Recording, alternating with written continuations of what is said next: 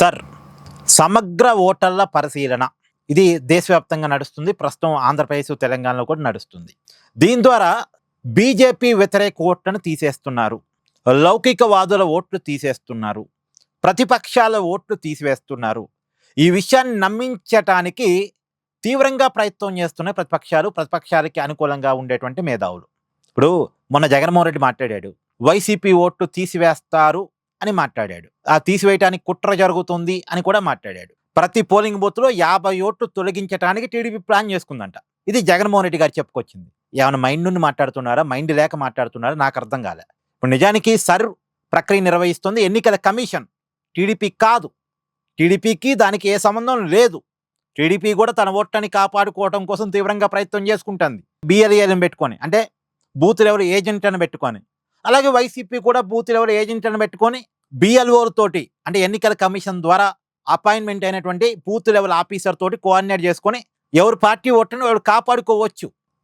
ప్రక్రియ నిర్వహిస్తుంది ఎన్నికల కమిషన్. అదొక ఇండిపెండెంట్ బాడీ, ఏ రాజకీయ పార్టీకి అనుబంధ సంస్థ కాదు. ఇప్పుడు ప్రక్రియ తమిళనాడులో జరిగింది. తమిళనాడులో ఎవరు గెలిచారు? విజయ్ గెలిచాడు. విజయ్ గెలుపు తమ ఘనతగా జగన్ చెప్పుకున్నాడు కదా, వైసీపీ చెప్పుకుంది కదా. మరి విజయ్ బీజేపీ వ్యతిరేక కదా, ఎలా గెలవగలిగాడు? ప్రక్రియ ద్వారా గనక ఓట్ల తొలగింపు, బీజేపీ వ్యతిరేక ఓట్ల తొలగింపు గనక జరుగుంటే అక్కడ గెలవాల్సింది ఎవరు? బీజేపీతో కలిసి ఉన్న అన్నాడీఎంకే కూటమి కదా. ఒకవేళ అక్కడ స్టేట్ గవర్నమెంట్ తన పొలిటికల్ అడ్వాంటేజ్ని తీసుకోగలిగితే అక్కడ డిఎంకే అయినా కనీసం గెలవాలి. గెలిస్తే కేంద్రంలో అధికారంలో ఉన్నటువంటి బీజేపీ అన్నాడీఎంకే కూటమన్నా గెలవాలి. లేదు అంటే డిఎంకే రాష్ట్రంలో అధికారంలో ఉంది కాబట్టి వాళ్ళు ఏమైనా అడ్వాంటేజ్ తీసుకుంటే వాళ్ళన్నా గెలవాలి. కానీ గెలిచింది ఎవరు? మూడో వ్యక్తి కదా, విజయ్ కదా. ఎలా గెలిచాడు? విజయ్ గెలుపుని తమ ఖాతాలో వేసుకోవడమే కాదు, విజయ్ ఎలా గెలిచాడో కూడా ఆలోచించుకోవాలి కదా వైసీపీ. ఇప్పుడు కేరళలో కాంగ్రెస్ గెలిచింది. పేరుతో గనక ప్రతిపక్షాల ఓట్లు తీసేస్తే కాంగ్రెస్ గెలిచిద్దా? అసలు కాంగ్రెస్ని బీజేపీ గెలవనిస్తుందా తన చేతిలో గనక అవకాశం ఉంటే? మరి ఎలా గెలిచింది కాంగ్రెస్? బ్రహ్మాండంగా గెలిచింది కదా. లేనిపోని భయాలని జనాల్లో పెట్టడం. ఇప్పుడు ప్రొఫెసర్ కె నాగేశ్వర్ లాంటి వాళ్ళు, జగన్ లాంటి వాళ్ళకి సపోర్టు. ఇప్పుడు ప్రొఫెసర్ కె నాగేశ్వర్కి ఓటు ఉంటుందా? తీసేస్తారంటే ఓటు ఉంటుంది, మళ్ళీ ఆయనకి ఆయన ఓటు ఉంటుంది. మరి ఓటు తీసేసే, బీజేపీ వ్యతిరేక ఓట్లు తీసేసే కాడికైతే తీసేయాల్సింది మొట్టమొదట ప్రొఫెసర్ కె నాగేశ్వర్ ఓటు. కానీ ఆయన ఓటు తీసేయరుగా, ఆయన ఓటు అలా ఉంటుంది.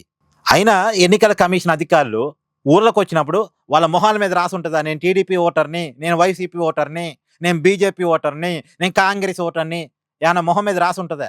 పార్టీలో వాళ్ళకి తెలుసు కావచ్చు, కానీ ఎన్నికల కమిషన్ అధికారులకు ఏం తెలుసు వీరు ఎవరు ఓటర్ అన్నది? ఒకవేళ తెలిసిన వాళ్ళ చేతిలో ఏముంటుంది తీసేయడానికి?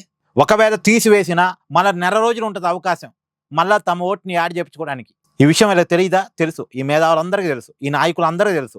కానీ ప్రజల్ని తప్పుదో పట్టించడం, ప్రజల్లో ఏదో భయాందోళన క్రియేట్ చేయడం. ఇప్పుడు చనిపోయిన ఓటు తీసేస్తున్నారండి.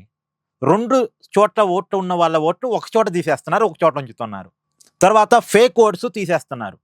మనిషి ఉండడు, మనిషి పేరుతో ఓటు ఉంటుంది, అలాంటి ఓట్లు తీసేస్తున్నారు. ఇప్పుడు ఈ ఓట్లు తీసేయడం మంచిదా కాదా?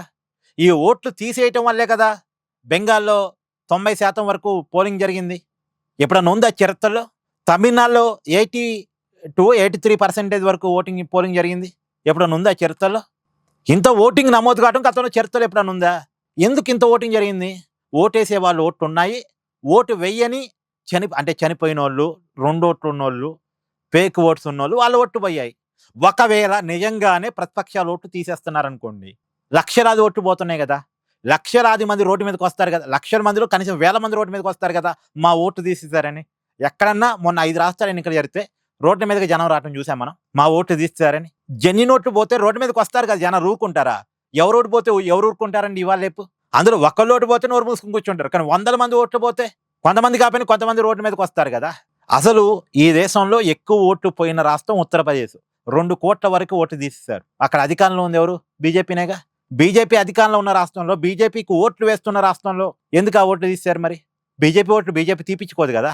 అంటే ఒక మాట చెప్పేటప్పుడు కామన్ సెన్స్ ఉండాలి, కామన్ సెన్స్ ఉండదు. ప్రజలకి తప్పుడు ఇన్ఫర్మేషన్ ఇవ్వటం మాత్రమే ఈ మేధావులు చేస్తుంది, ఈ రాజకీయ పార్టీల నాయకులు చేస్తుంది. దీని మీద మీ అభిప్రాయాన్ని కూడా కామెంట్ చేయండి. Thank you. Please do like, share and subscribe this channel.